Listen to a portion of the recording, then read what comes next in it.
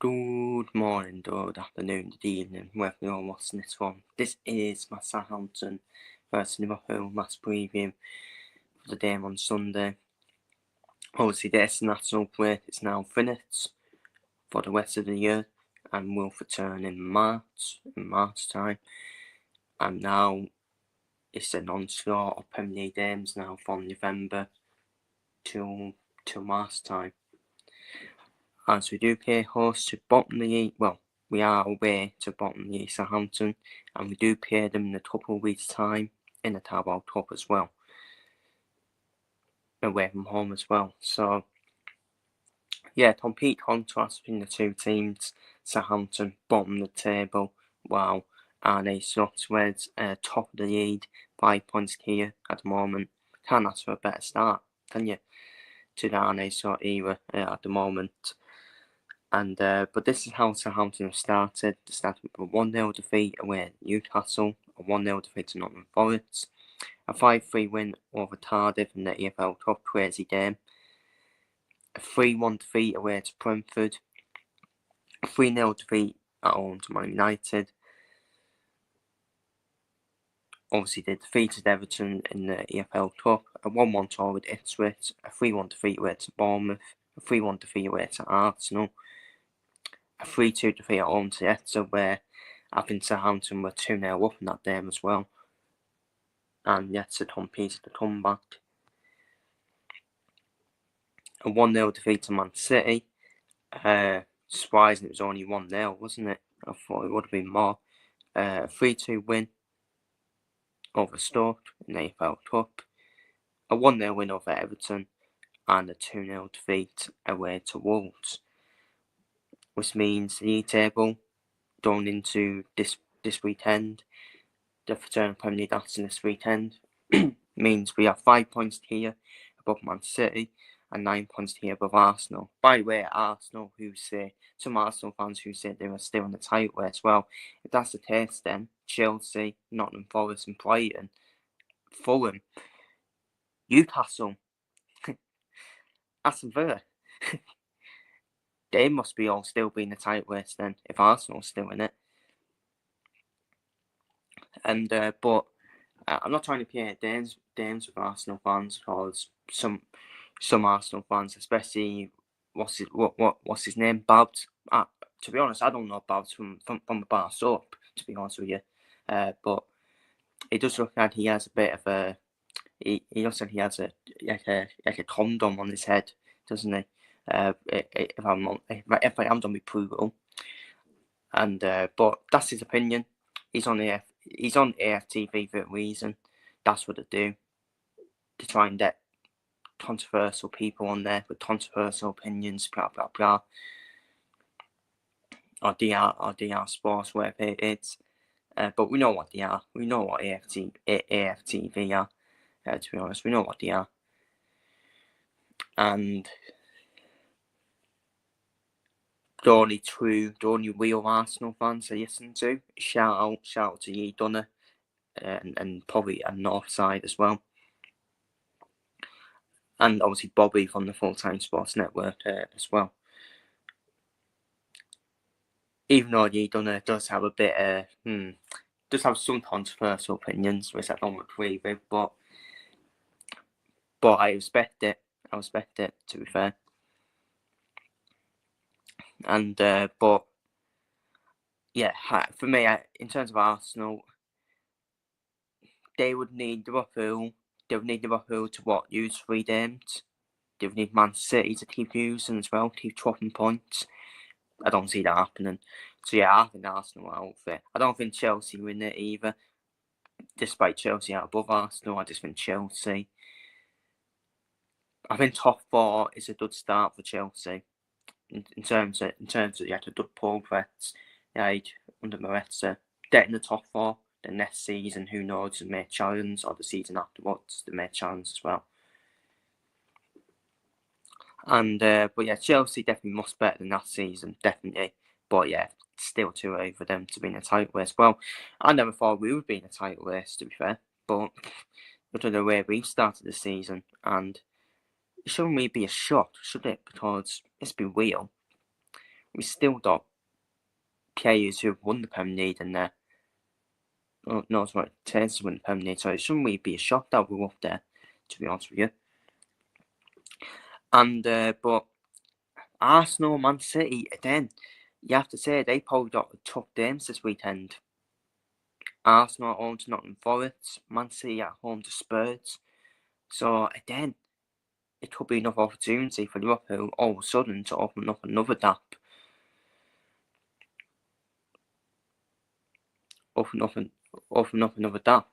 We could potentially be 7 points here above Man City going into that game at Anfield against Man City.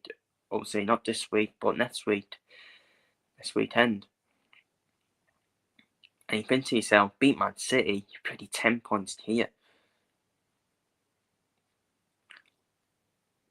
And we've obviously watched, but with what's going on in the world right now, it just wouldn't shock me if we have another bloody lockdown with Liverpool being top of the league. It does seem to be the case, doesn't it? It does seem to be the case where Liverpool are top of the league and something always happens, whether it's a virus outbreak or whether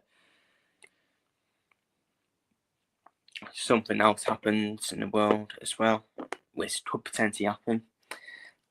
And but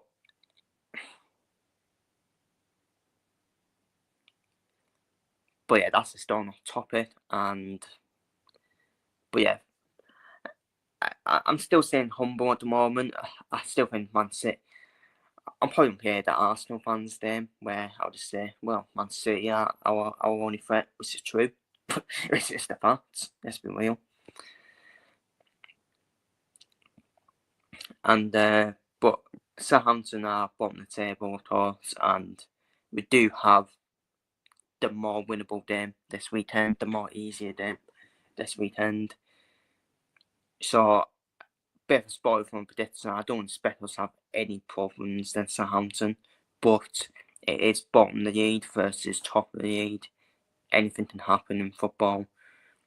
Stupid things can happen, and yes, we will. We're returning from an international break as well, and we don't tend to do well when we return from an international break. Apart from we did against Chelsea, I think we did well against Chelsea, didn't we? It was just a second international break, but after the first international break, we knew what happened. We knew what happened, and that was we lost to Nottingham Forest. But yeah, I just feel we shouldn't have any problems since Southampton, really. Let's be real, they are twats and deserve to be bottom of the league. This was Southampton's last line-up before this national break. Adam Lallana from Liverpool player. I do like Aribo in midfield. I do like him. Mateus Fernandes playing in the one position. He should be playing in midfield as well. Not as a midfield, as a winger. Harvard Bayes is a decent defender as well. Ramsdale did used to be the goalkeeper, but he's kind of done off it, hasn't he? Let's be real. And Tyler Devian obviously was on the bench. Dud Unser, that's coming through at Southampton, which will probably get tapped up and snatched up by a big club, in my opinion.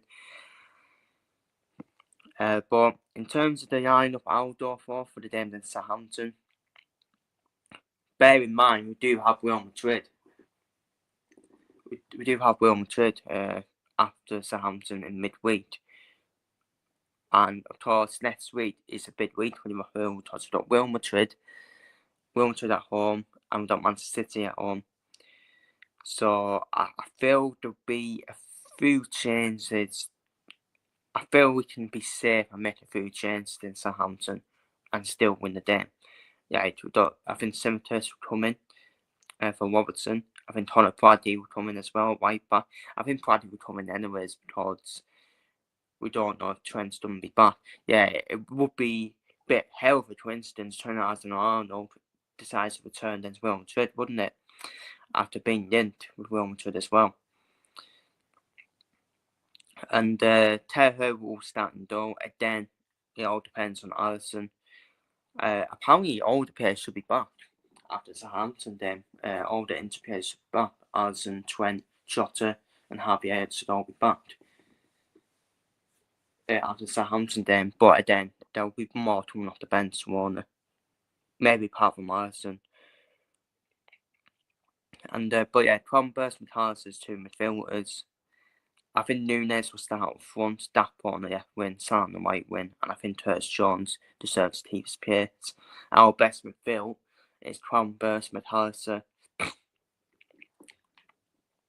and Curtis Jones.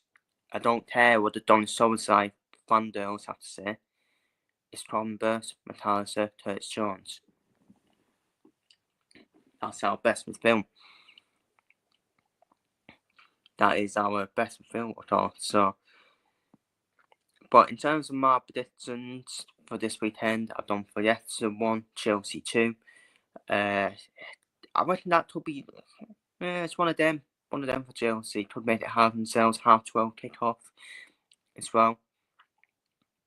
But I think Chelsea will obviously get the win. I do think Arsenal will beat Nottingham Forest. I think Arsenal needs to bounce back at some point. Needs to back to win ways at some point, Arsenal. But it won't be easy for them. Don't for them to win 2-1 against Nottingham Forest. Don't for Aston Villa to get a 2-0 win over Crystal Palace. I done for Bournemouth 2, Brighton 2. Done for Everton 1, Brentford 1. Done for Fulham 3, Wolves 0. And this is the interesting one. I've done for Manchester City 2, Tottenham 2. Don't know why Tottenham just seem to turn up for these big games, Tottenham. And Tottenham do seem to be a bit of a body team, don't they? For Manchester City at Etihad as well. So that's why I've done for a 2-2 draw. As for ourselves, away at Southampton, I've done for a relatively comfortable 3-0 win away at Southampton. I done for Ruben Amorim's first game at Manchester United to end in the 2-0 win over Ipswich. And I done for Newcastle to get a 2-1 win over West Ham. So that is my Southampton versus Liverpool match preview and predictions for this weekend. Premier predictions for this weekend. Feel free to leave your predictions down below in the comments. And feel free to leave your thoughts on the game down below in the comments. And yes, hope Arne Slott's Reds can keep their lead at the top of the table. And who knows, potentially extend the lead at the top of the table as well. Take care, stay safe, see you later.